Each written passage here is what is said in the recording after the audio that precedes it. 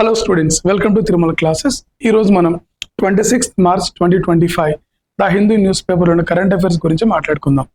ఇక్కడ first important current affair, the government opposes.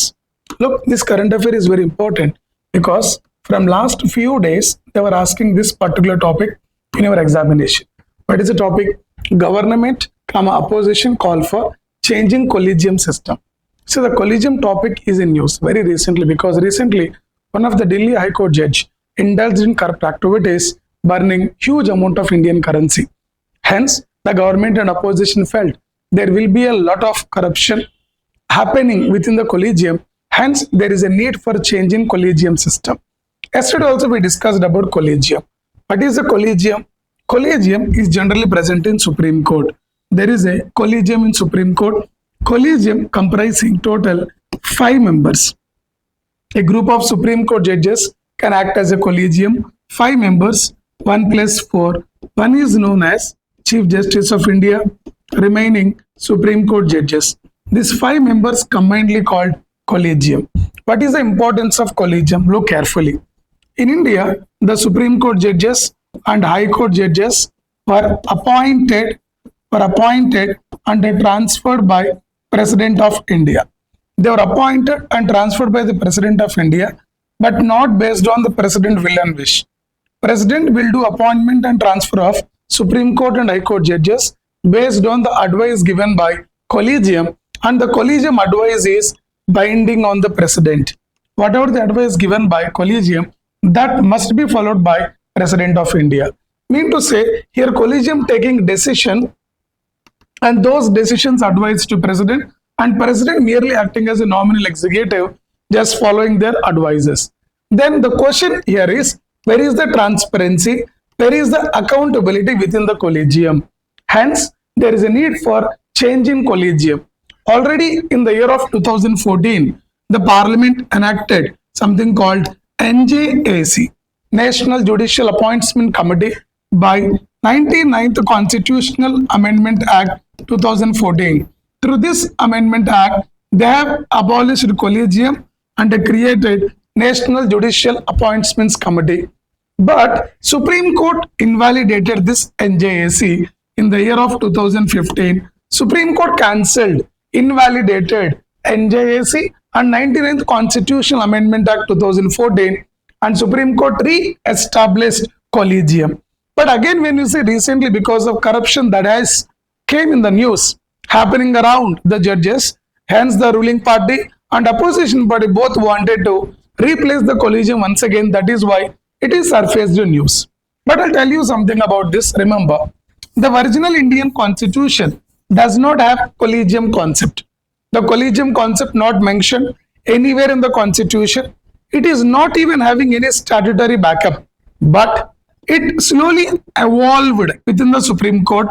I told you in the first judge's case in the year of 1981, then second judge's case in the year of 1992, third judge's case in the year of 1998, and the fourth judge's case in the year of 2015. This is how the collegium system got evolved. But the proper collegium system got evolved in the year of 1998, where the CJI is the head of the collegium along with 4 Supreme Court senior most judges. Now the people are thinking, should we replace the collegium? What is your comment on the collegium work? Shall we support the government for replacing collegium, or we will continue the collegium? Or is there any other valuable suggestions that you can make for better functioning of the collegium? This is what. In yesterday news also we explained about the collegium in very detail. Please do watch that video also. Next important current affair here is Sahyog portal. Very, very important. Sahyog. What is this Sahyog portal? Why it is important for us? You know, in India recently, the number of cyber activities, cyber criminal activities increasing in India. Hence, there is a need of controlling this cyber activities. To control the cyber activities, we have made IT Act 2000. We have made an act called IT Act 2000. Based on this, we can prevent some amount of misinformation, wrong content that is available in the online platform. But Government of India also created this Sahyog portal.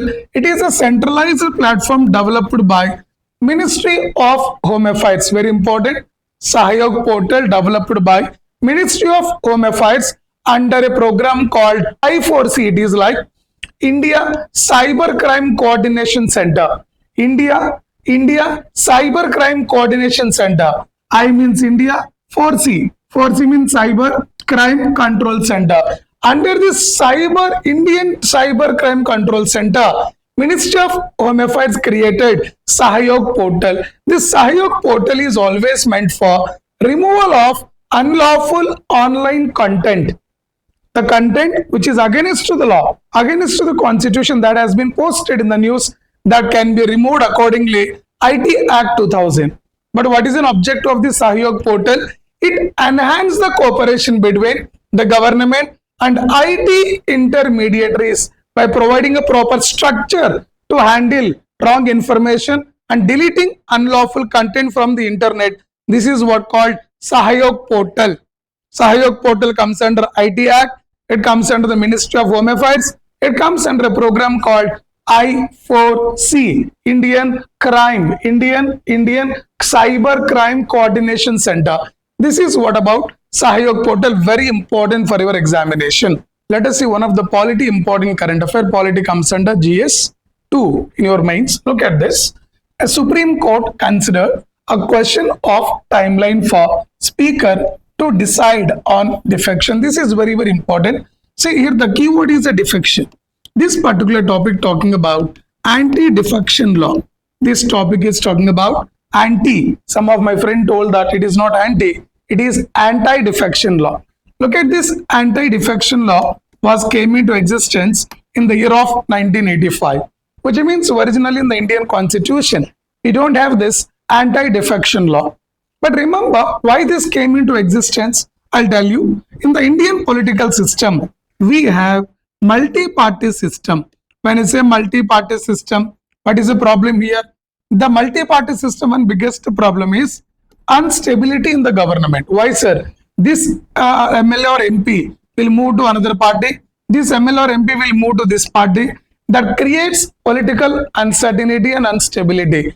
That is why Rajiv Gandhi government made this particular policy that we should create some law so that it will prevent defection of the political members from one party to another party. Defection is nothing but moving from one party to another party. That should be controlled.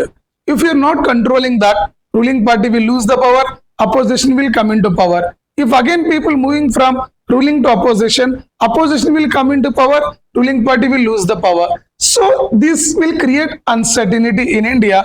Political uncertainty always causes severe threat to developing activities and democracy as well.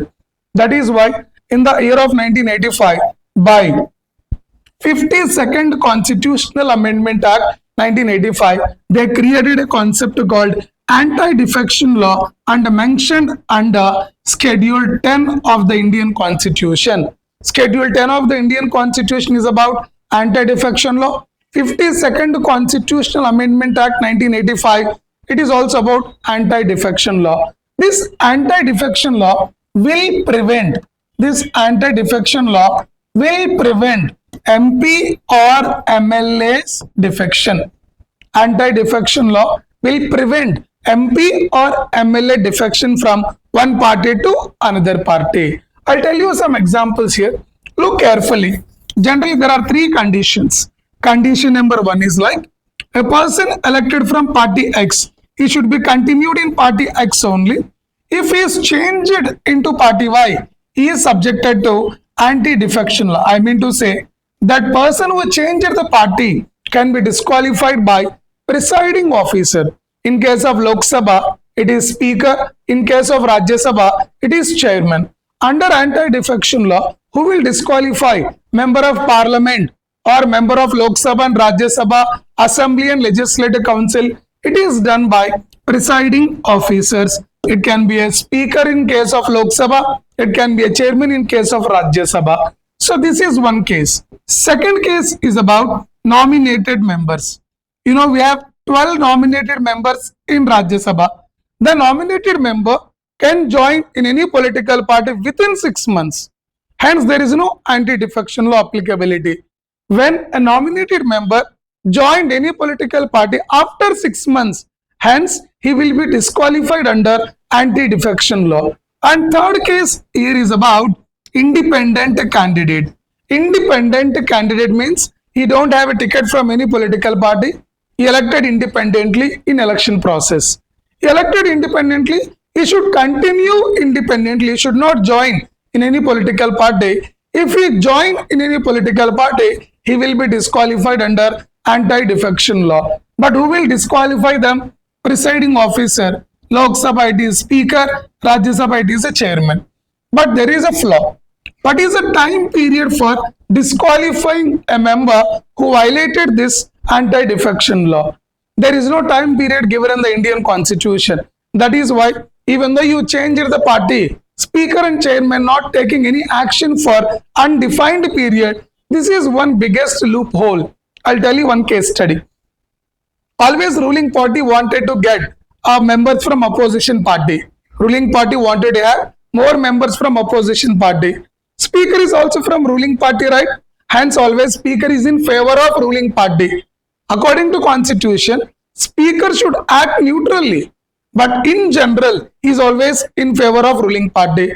Hence, any opposition member moving from opposition party to ruling party, there should be anti-defection law. But here presiding officer is belong to ruling party. He will not take any actions on them. He will extend the time period. Why? Constitution. It is nowhere mentioned that within how much time presiding officer should take action on a person who violated anti-defection law. That is now the biggest issue here is. Clear everyone? This is about anti-defection law, comes under 10th schedule. Next important current affair here is about freebies. One of the biggest problem in Indian political system is about freebies. What are the freebies? We have freebies. We also have welfare programs. See, freebies and welfare programs both meant for upliftment of the poor. Upliftment of the poor, and we can also call it as social upliftment, economic upliftment of the vulnerable sections. But because of the freebies, free means we are not charging anything on them. Like during elections time, we are giving free of cost laptops, computers, any kind of bulbs, electricity free of cost, transportation free of cost, anything which is not having any cost on them, anything which we are not charging and giving free of cost, we call them as a freebies. But look at this impact of government freebies. If government is giving freebies, what is the impact? Enhanced social welfare. Impact can be positive or negative. Next, promotion of health security, increase access to education, strengthen political engagement. Yes, this is what called impact of this freebies. But I'll tell you there are some positive and negative impact of the freebies. For example, positive, upliftment of lower classes, foundation for welfare schemes like midday meal scheme, Raitu Bandhu scheme, Kalia, Prime Minister Kisan program. They're all emerged from freebies, enhancing social welfare. These are the positives of freebies.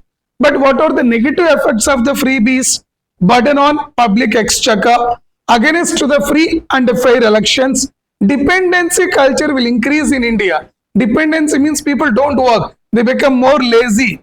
Reduced accountability, environmental impact. Hence, I would say because of freebies, there will be more negative impact on the society. Hence, what I suggest, government should have limited freebies. Government should have limited freebies, or government should have regulated freebies. Otherwise, it will affect human capital of India by making them lazy. Clear everyone? Yes. Another important current affair is BEAM 3.0. What is this particular BEAM? Bharat Interface for Money. See, Bharat, BHIM, it is a BEAM. Bharat Interface for Money. It is a UPI app. What is UPI? Unified Payment. You know, right? We are all using various apps, payment apps. We call them as UPI apps. This BEAM app is under the government of India, which is like transferring amount from one bank to another bank through your mobiling network. But who introduced this? This particular app was introduced by NPCI. What is NPCI? National Payment Corporation of India. The National Payment Corporation of India introduced in this BHIM app. We are sending money from one customer to another customer by using mobile applications.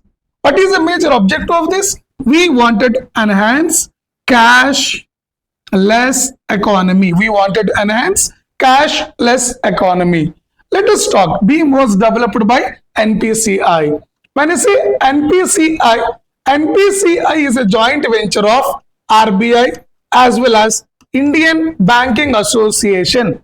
NPCI was established by in collaboration of RBI as well as Indian Banking Association under Payment and Settlement System Act 2007. This NPCI created by RBI plus Indian Banking Association. They created this under Payments and Settlement Systems Act 2007.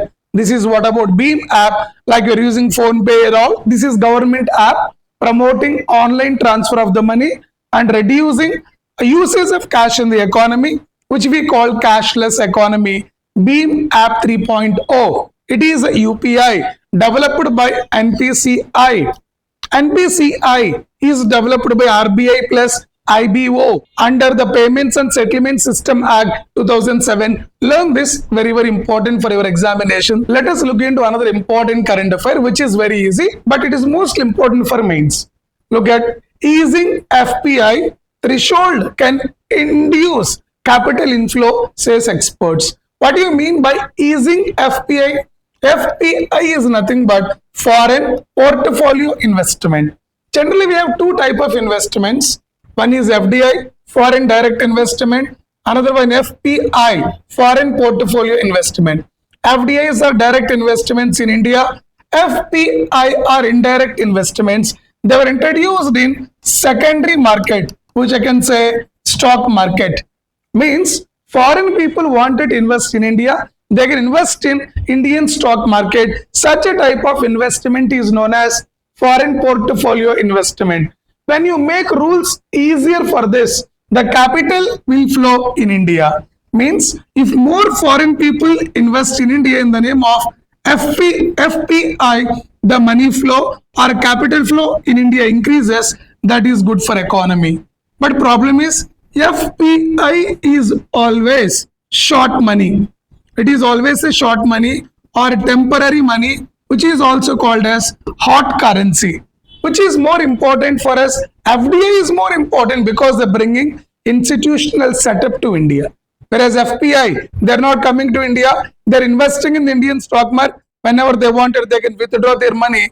FPIs are highly volatile. They're not constant for us.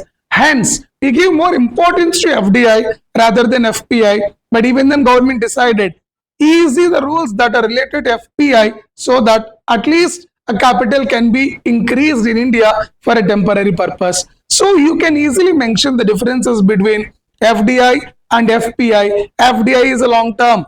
FPI is the short term. FDI will bring the infrastructure. FPI will not bring the infrastructure.